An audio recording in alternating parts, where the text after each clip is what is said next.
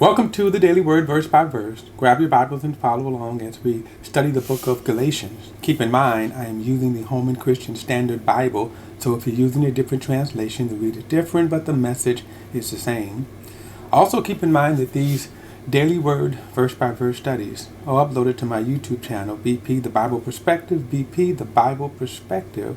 So like and share these videos and go and subscribe to BP The Bible Perspective. Okay, we're in chapter 3, and Paul, verse 1, says, "You foolish Galatians." Now, before we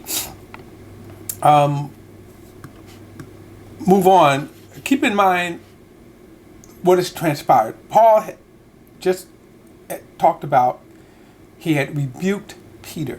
So, from chapters 1 and chapters 2, he is defending his apostolic ministry. And he's doing that for the sake, and we will see this bore out in this letter, that there were these Judaizers who were constantly attacking him. They attacked his message. They attacked his apostolic ministry, his authority. They tried to brand him as a fake, tried to brand him that he wasn't, that he just gave he just stole or plagiarized parts of his message from the original apostles. And that's why he spent the first 2 chapters clarifying that. Showing that, one, his ministry is distinct from the original 12, yet equal. And so one of the ways he also did that was he rebuked Peter, who were pillars. Now that's important because Peter and James and John, James being the Lord's brother, not John's brother, from this vantage point, James, John's brother, had been martyred. He was the first apostle to be martyred. But Peter, James, and John, the Lord's brothers, were certainly the greatest apostles and Christian witness to date, even to this day. They saw more things on an intimate and personal level from Jesus Christ than any other apostle. And so Paul says, so what happens is that James is now, as we move into the book of Acts, James is martyred. But James, the Lord's brother, ascends to the position of authority in the Jerusalem church. And as we said, that was problematic to me. It was not his ascension. His ascension wasn't problematic. The way that they handled these Jewish issues, the law, was problematic. But he was a recognized leader. And so Paul said they confirmed his ministry. They said, yeah, this man's ministry is of God.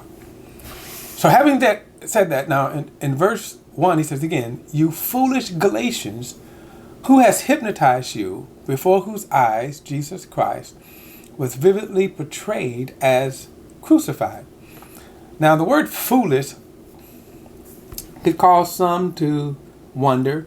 And the reason why, I'll just spend a brief time on this. In the book of Matthew, Jesus said that anyone who calls someone a fool will be in danger of hellfire. So that's why this is interesting. What it shows is in biblical interpretations, we need to understand context and what is the intended meaning. I'm going to briefly just look at this in Matthew chapter 5.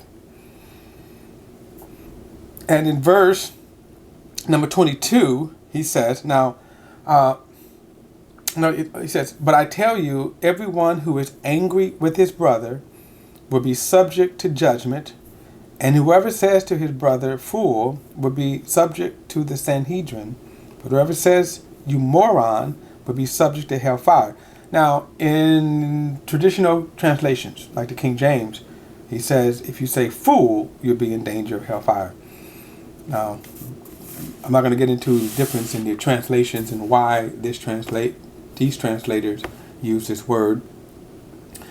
In their defense, they would say that they have better manuscripts and to compare with in making their word choices. But here's the point. When he says, thou fool, and a lot of people would say, then you can't use fool. But the question is, what does Jesus mean here in this context? Especially since, remember, the word fool in the book of Proverbs is used over and over again. Now, the idea of the context here is there's no contradiction, but when Jesus uses it, the idea of calling someone a fool is not just merely calling them out of their name, excuse me, but it is also, in a sense, scorning them, causing them to have scorn, okay? So, when he says, thou fool, by the way, Proverbs' use of the word fool, there are three definitions or three applications that the book of Proverbs use for the word fool. In other words, when you call someone a fool, these are the three applications. If you read through the book of Proverbs, then these would be the three applications of that. The one is a person who does not believe in God. A fool says there is no God. Okay? Second application is a fool is a person who does not believe God. In other words, they may understand him, but they don't, believe him. God says, don't go down the street. You go down the street. You're a fool. Right?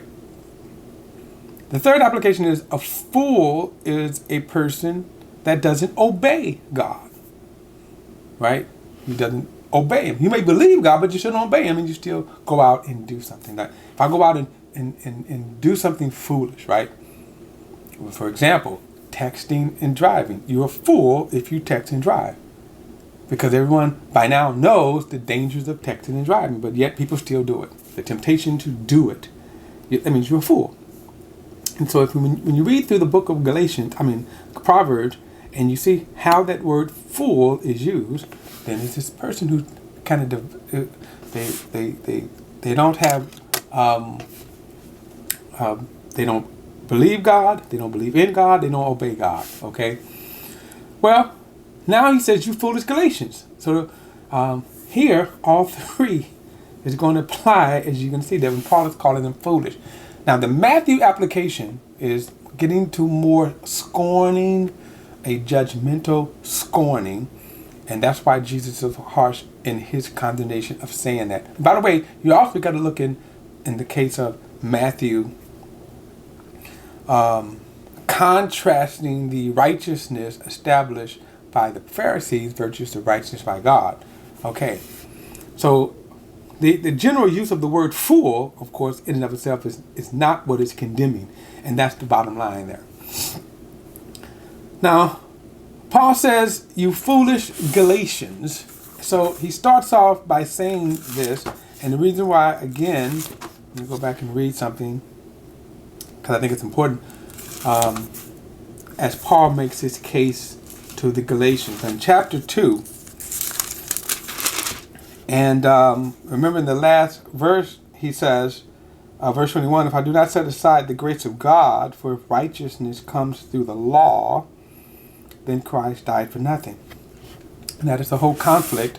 Remember, we also said the whole conflict of Christianity is law versus grace. Works versus grace. Faith. That's the conflict of Christianity. God in his wisdom knew that, and that's why we're provided with ample scriptures. That's why Paul is dealing with this.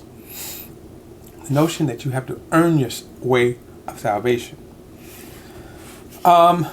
So, again, remember, Paul is rebuking, he's going to rebuke them because, notice he says, who has hypnotized you, before whose eyes Jesus Christ vividly was portrayed as crucified. We'll get further into this. The word hypnotize, again, some of you all will see this in the more traditional translations, as which bewitched. And the idea of bewitched, who has grabbed your attention, right? Who has seized your attention, got you captivated. You're looking at them to the point that you are obeying them. You are swayed by them. You are following them. All right, we'll pick it up in verse 2 in the next video. I'll see you then.